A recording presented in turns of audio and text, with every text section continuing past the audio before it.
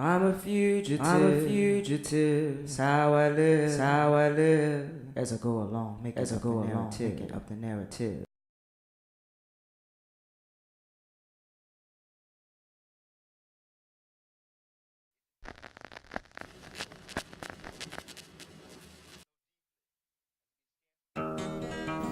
It has to do with one's point of view, what your sense of reality is, what your system of reality is.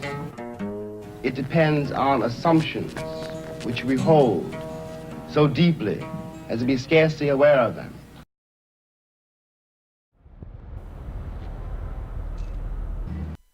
I'm a fugitive. The issue of color alone was not the thing that made you long for somewhere else out there that must be home. It was something that you could not put your finger on. Even behind the closed doors of your family home, the patriarchal, hierarchical structures were full of micro and sometimes macro violences to your self-esteem and agency as a young black girl, and later a young black woman, making it clear that what you really were you shouldn't be, couldn't be, was wrong to be. Often to name these violences was a slippery slope. Something that made you feel that who you really were, considering the options that were reflected back to you, must exist elsewhere, somewhere out there. You used to ponder this, especially during those times you escaped to your secret spot along the railroad tracks. At those tracks is where you planned your journey to other places, perhaps other worlds, in which you could perhaps find alien kin. Came to Earth an alien, tentacles, naughty, tentacles, dread, tentacles, tentacles, and all. Came to Earth an alien, tentacles, naughty, tentacles, dread, tentacles, tentacles, I came to Earth an alien. Okay. I came to Earth. So I'm an American. I came to Earth.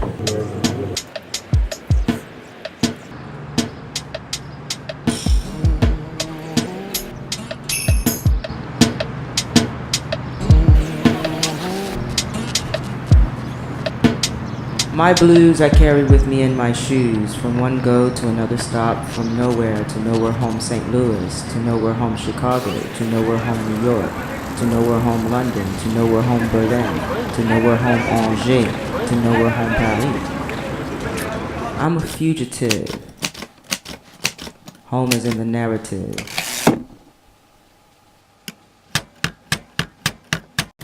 I've always known, I had to know by the time I was 17 years old.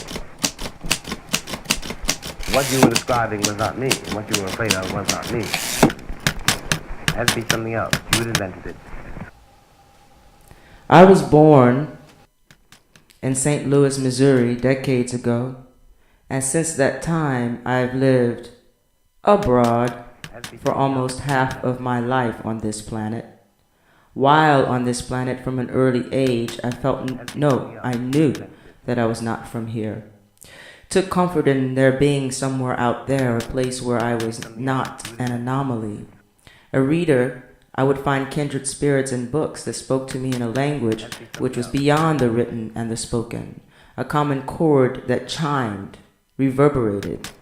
Like many of us, I felt a kindred spirit in Baldwin, what he was describing, not only in his essays, but in some ways more poignantly, his novels, as they reflected my reality. I was becoming politicized, a queer black woman of color, becoming, within the terrifically contradictory matrix of American narratives, in which the construction of blackness could make you a prisoner in your own skin, even among those who would be your kin via melanin. A reality that left many of us feeling doubly alienated. Baldwin was a soul that understood my precarious positioning, an intersectional reality, one in which polarities were not so clearly defined. Now reading him, I fall in love again, not with the infatuation of a young adult discovering a place or space of belonging for the first time, but as one who begins to love having lived. In a sense, I visited Giovanni's room again and again and again. Each time I fell in love, whether it be with a lover, a friend, a place, an idea, a life, across the myriad of inner terrains one must voyage during this process called life. Another country was not necessarily one that existed on this planet, but somewhere out there in a parallel universe. As the search continues, you realize that much of what it means to feel at home, quote unquote, has more to do with negotiating and renegotiating a fragmented interiority.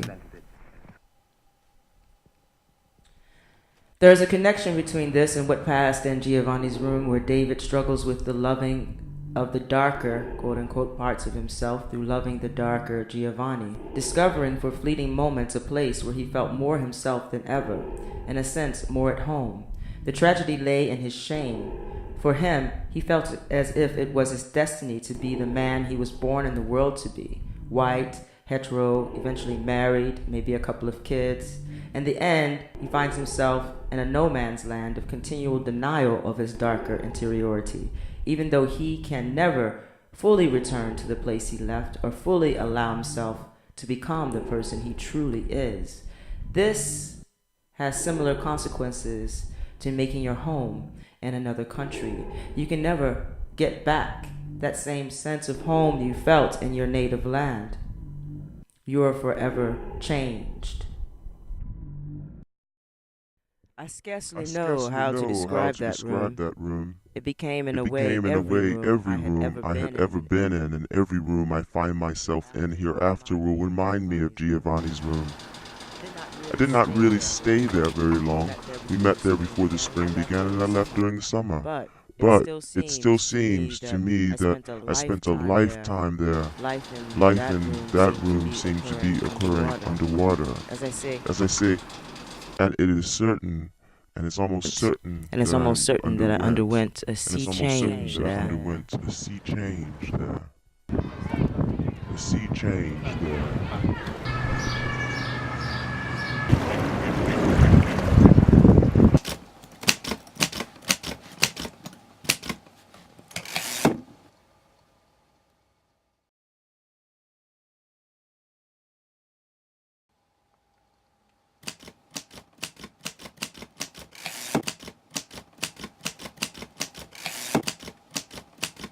It was necessary to hold on to what mattered. Blackness and whiteness did not matter. To believe that they did was to acquiesce in one's own destruction. Hatred, which could destroy so much, never failed to destroy the man who hated, and this was an immutable law. Native Son, page 114.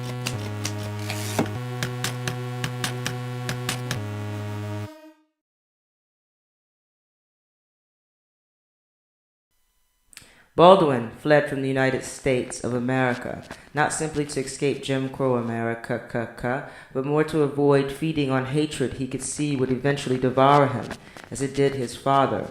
More than anything, Baldwin was running from a kind of auto-destruction that hatred mechanizes, an anger and hatred that almost got him killed in a small-town diner in small-town America.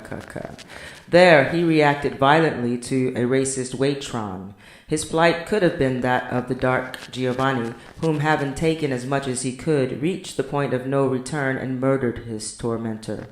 As a result, Giovanni faced the guillotine, whereas Baldwin, with the help of a friend, narrowly escaped with his life from that small American town. It shook Baldwin up enough for him to realize he had to leave the country in order to some way realize himself, begin to heal, or one way or another, hatred would eventually kill him.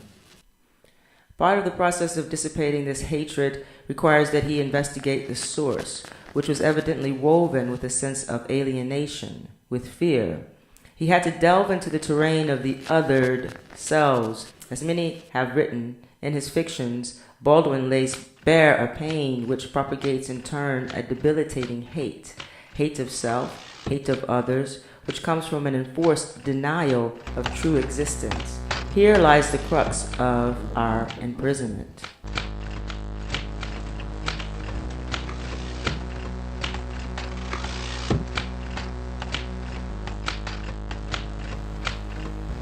I've been away so long, home exists in another time zone.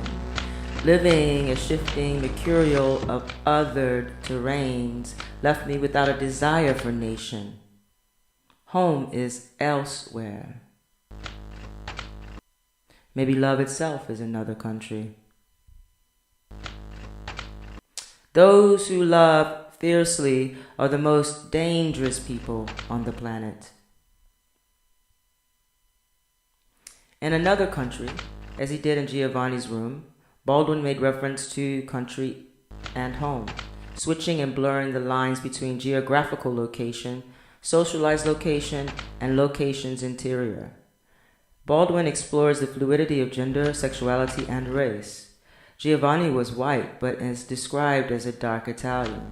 His acceptance into the queer, predominantly white and upper-class community was predicated on how much he could allow himself to be consumed.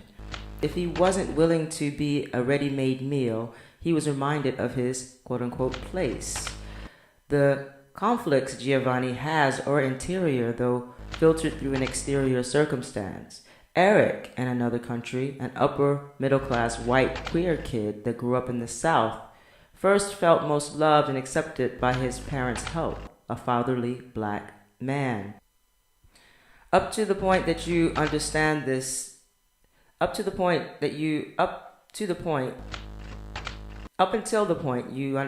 childhood story, there's little, if any, reference to his color, but much reference to his feeling of otherness. His proclivities put him outside what was expected of him as a white male, and the fact that he could be nothing other than what he was forced him to leave the place of his tormentors to search for a place in which he felt free to become himself. The fact that quote-unquote whiteness is not foregrounded makes one relate to him in the realm of the conflicted interiority.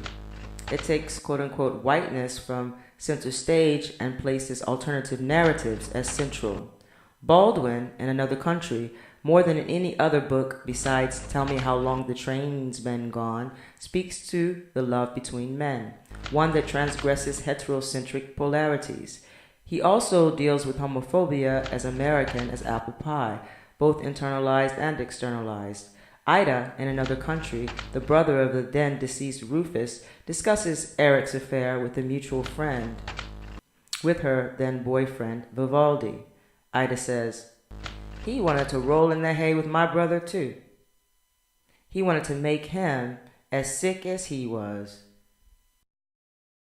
I've been called fag. And So what do you say about somebody else, anybody else?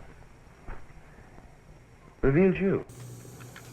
it's only a name, and I wish I could say sticks and stones and break my bones. But it was very hurtful. It's hurtful to be demeaned by someone who is supposed to be your brother or your sister. What I think of you as being is dictated by my own necessities, my own psychology, my own fears. It was like a nigger calling another nigger a faggot. What's the point? I've always known, I had to know by the time I was 17 years old. What you were describing was not me, and what you were afraid of was not me. I don't attempt to speak for the whole community, just for those, who I deal with. And it would be best if you stay away from the community. It would be best. What you were describing was not me, and what you were afraid of was not me.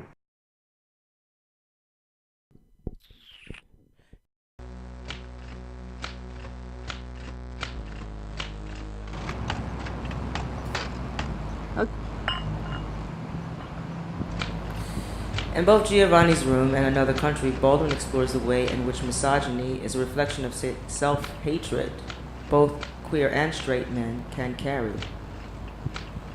Baldwin also gives voice to precarious positions women of color endure and often don't survive. In a conversation with Arjun Lord, he says, "We are behind the gates of a kingdom which is determined to destroy us." He agrees with her when she expresses the fact that we are knee-jerk on sexuality and knee-jerk on gender. He says, I don't know quite what to do about it, but I agree with you, and I understand exactly what you mean. You're quite right. We get confused with genders, he goes on to say. Part of the horror of being a black American is being trapped into being an imitation of an imitation. I wrote a poem there at the Shakespeare, wondering if Baldwin stood at my back. He would also invite Lorraine to see how far we came and how much still hasn't changed.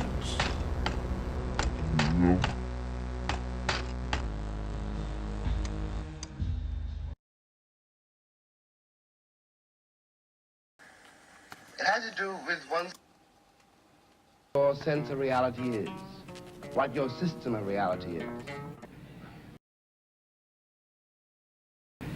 The other deeper element of a certain awkwardness I feel has to do with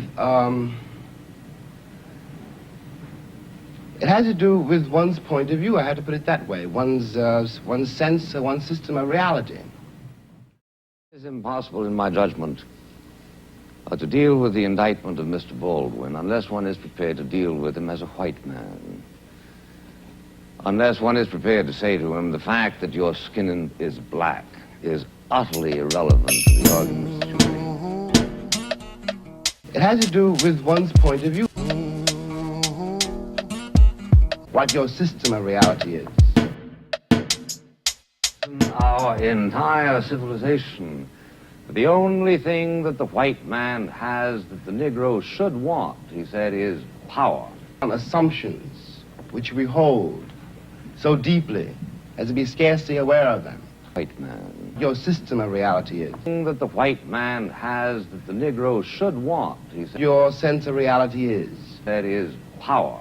It depends on assumption. The Negro should want, he said. Your system of reality is. That the white man has. It depends on assumption. It depends on assumptions which we hold so deeply as to be scarcely aware of them. James Baldwin was futuristic in his vision. Now back to whatever home one arrives when one leaves the earthly body, he becomes the stuff of legend and enters the realms of myth. He understood that the unraveling and facing of the others which live in the terrain of interiority frees up space and way to alternative futures. Freedom lies here. Our future is indeed here. It has to do with one's point of view, what your system of reality is.